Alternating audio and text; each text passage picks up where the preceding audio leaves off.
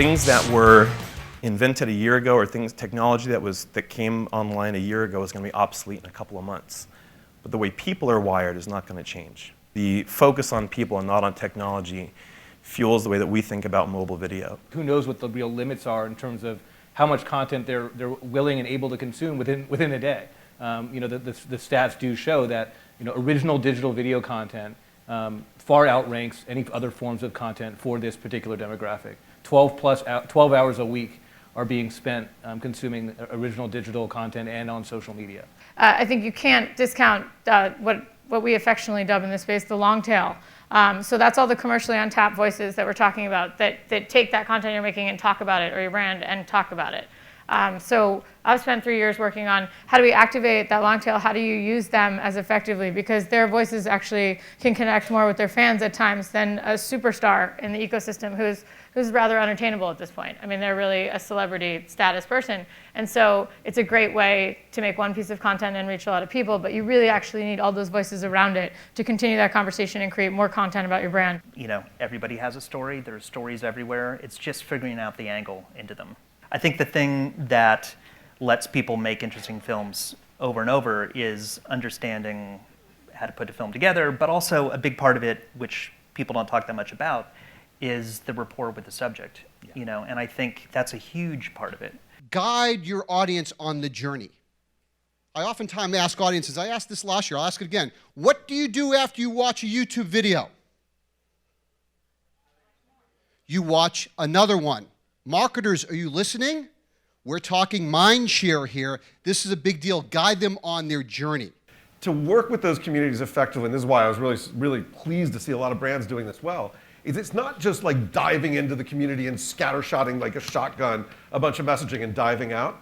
The ones that I think do it really well, I'd be interested in what you think, were the ones that come into the community and want to be members of that community and want to bring things to that community, or allow the community to do things or go places they couldn't otherwise do. An influencer today is almost like the models, or the talents. They're the people who are very talented at what they do, whether it's looking good or being funny or making jokes, and the list goes on. And then you have the creators who are very special. They have talent, but they also have that drive and ambition. They're just naturally motivated to work and to think and to come up with new ideas and to experiment. And these are the people I really believe you guys as brands should really approach, because they're the ones who are just constantly thinking about the next thing that they can upload rather than just doing the same thing over and over again. So many brands are so interested in getting involved in esports. I really feel like everybody is standing around the pool, and a bunch of people are dipping their toes in. But pretty soon somebody's going to do a cannonball, and everybody's jumping in. And so that's the momentum that we're seeing with esports and what's happening on Twitch and with our publishing partners. Since it's all real time, it's so much more compelling because of the interactivity to it. So that's one of the great things I like about Twitch and about other streaming services, is there's that one-to-one relationship with this personality, this person that you admire so much, that you have the ability to ask questions and have them guide you personally, which is, I think, pretty unique. Snapchat is really, where am I going to eat? Who am I going with?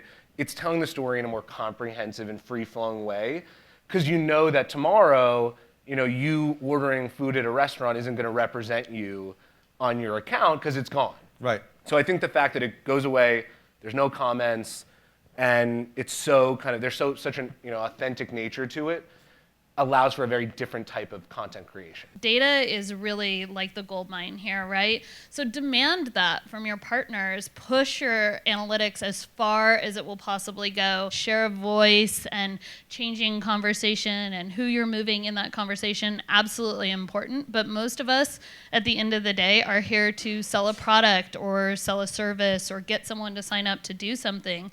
So push as hard as you can to get the analytics to go as far as you can in that process. And the good creators who value their partnerships with you will give you data. It's not just taking influencers and putting them into the content that they typically create. It's taking influencers and giving them creative license to make something that's even better or that's different. And we found that we were getting all this content being created just out of us sharing with people.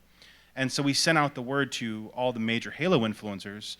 There's like 5 or 6 that have pretty good followings. You know, Halo follower has 275,000 followers on YouTube. And we sent the word out. We said, hey guys, look, we're doing an episode coming up where we could use voicemail messages. And we want these messages to be in support of Ben, who's the protagonist, or against him, or just prank calling him and making fun of him. And we got over 500 submissions, audio submissions, fully produced. These guys wrote their own scripts. They got super into it. I think, we deliver content across a variety of platforms, from long form to short form, and I think, ultimately, this is something that's very unique. We feel it's very authentic to what YouTube is. It's really about the right content on the right platform, right? You know what I mean? So thinking about what's unique, and so for us, I think YouTube, and the vlogger in particular is so authentic to that channel that as much as we have control over it, it will remain, I think, ultimately a YouTube destination.